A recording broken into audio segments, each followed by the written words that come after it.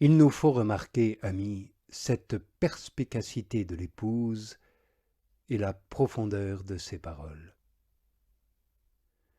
Sous le symbole des pavillons de Salomon, c'est-à-dire sous le voile de la chair, elle a reconnu Dieu. Dans la mort, la vie. Le comble de la gloire et de l'honneur au milieu des outrages. Enfin, sous l'aspect noir du crucifié, la blancheur de l'innocence et la splendeur des vertus. Ainsi ces pavillons, bien que noirs et méprisés, enfermaient en eux-mêmes les parures précieuses et les plus éclatantes parmi les richesses du roi.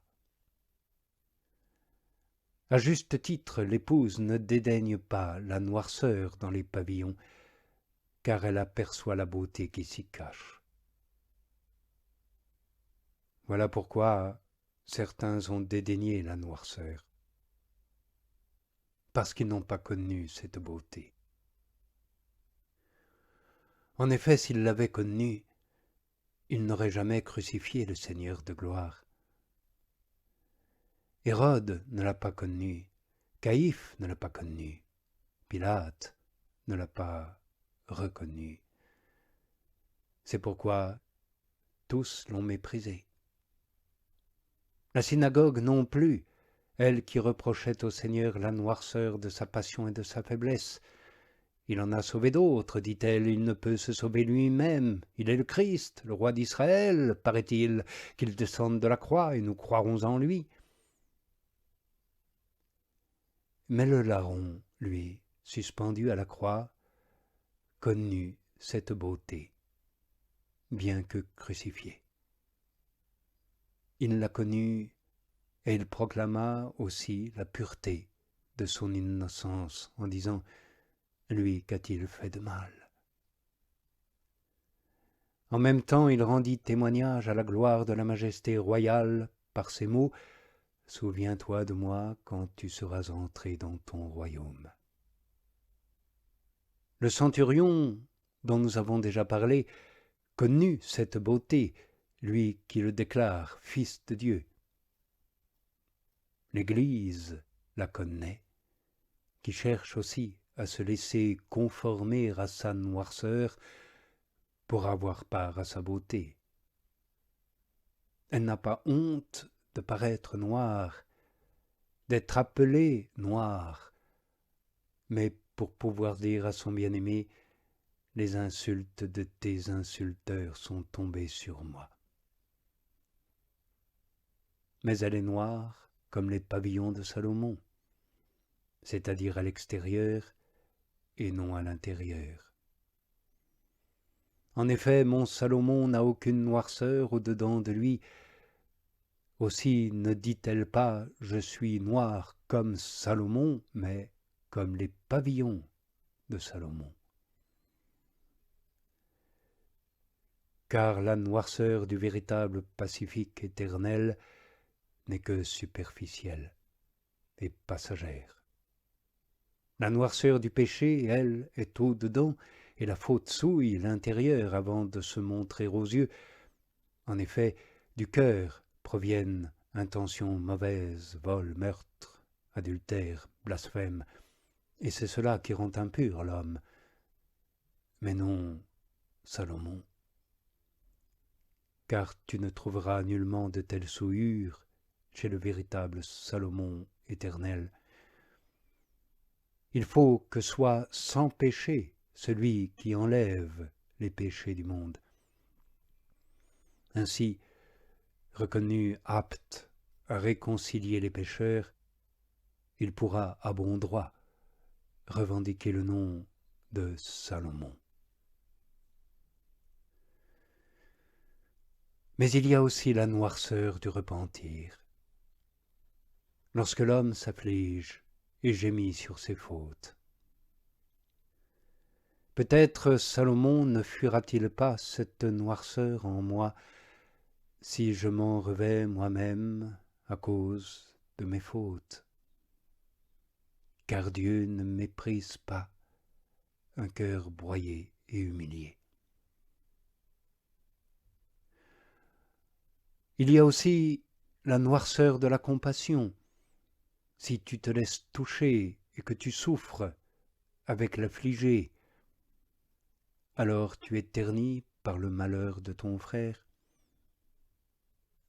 Celle-là non plus, assurément, notre pacifique éternel ne le rejettera pas, car il a daigné s'en revêtir lui-même pour nous lorsque, dans son corps de chair, il a porté nos péchés sur le bois.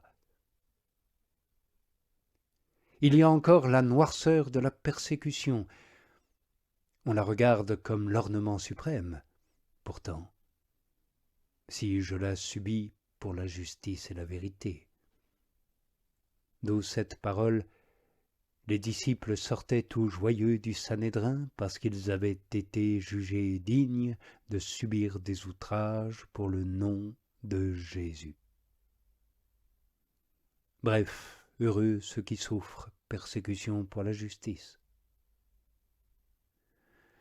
À mon avis, si l'Église se glorifie de toutes sortes de noirceurs, elle se glorifie surtout de cette dernière noirceur, la persécution.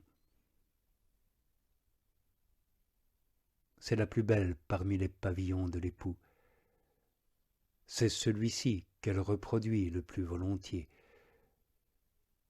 Aussi en a-t-elle reçu la promesse, « S'ils m'ont persécuté, ils vous persécuteront vous aussi. » C'est pourquoi l'épouse ajoute « Ne prenez pas garde à mon teint basané, car c'est le soleil qui m'a terni. » Ce qui veut dire « Ne m'accusez pas d'être laide, parce que vous me voyez moins florissante à cause de la persécution endurée, moins brillante au regard de la gloire mondaine. Pourquoi me reprochez-vous cette noirceur provoquée par la violence de la persécution et non par une conduite honteuse? Elle peut aussi entendre par le soleil le zèle de la justice, dont elle brûle et s'arme contre les malfaisants, disant à Dieu « Le zèle de ta maison me dévore. » Et ailleurs, mon zèle m'a consumé, parce que mes ennemis ont oublié tes paroles. Ou encore, je me suis évanoui à la vue des pécheurs qui délaissent ta loi. Et de même, n'ai-je pas haï, Seigneur, ceux qui te haïssent, et n'ai-je pas pris en dégoût tes ennemis? L'épouse suit aussi avec soin cette recommandation du sage. As-tu des filles? Ne leur montre pas un visage gai. Si elles sont relâchées, indolentes, et fuient la discipline, l'épouse ne leur montre pas un visage lumineux et serein, mais un visage sombre, sévère, brûlé par le soleil de la justice. Être terni par le soleil, il se peut que ce soit aussi encore être embrasé de charité fraternelle. Pleurer avec ceux qui pleurent, se réjouir avec ceux qui sont dans la joie, être faible avec les faibles, brûler à la vue des chutes de chacun. Autre explication, le soleil de justice m'a terni, lui, le Christ, car pour lui, je languis d'amour. Cette langueur est comme une perte de la couleur, une défaillance de l'âme dans son désir. C'est pourquoi elle dit « Je me suis souvenu de Dieu et j'ai été comblé de joie. J'ai médité et mon esprit a défailli. » Oui, comme un soleil brûlant, l'ardeur du désir ternit l'épouse en exil dans le corps de chair. Tandis qu'elle aspire au visage de gloire, le refus essuyé la rend impatiente, et le délai la torture, car elle aime. Qui parmi nous brûle de ce saint amour, au point que le désir de voir le Christ Jésus le dégoûte et le détourne des gloires et des joies de toutes couleurs d'ici-bas. Et il s'écriera avec le prophète: « Je n'ai pas désiré le jour de l'homme, tu le sais. Mon âme a refusé d'être consolée. » Autrement dit, elle dédaigne les couleurs que donne la vaine joie des biens présents et mondains. Enfin, on peut dire aussi: le soleil m'a terni quand je me suis comparé à sa splendeur. En m'approchant de lui, je me découvre obscur, je me trouve noir, je méprise ma laideur. Et cependant je suis belle. Pourquoi appelez-vous basanée celle qui ne le cède en beauté qu'au soleil? Mais les paroles qui suivent semblent s'accorder mieux à ma première interprétation, car, en ajoutant « les fils de ma mère ont combattu contre moi », l'épouse indique clairement qu'elle a souffert la persécution. Mais nous prendrons ce passage comme intitulé de la prochaine évocation.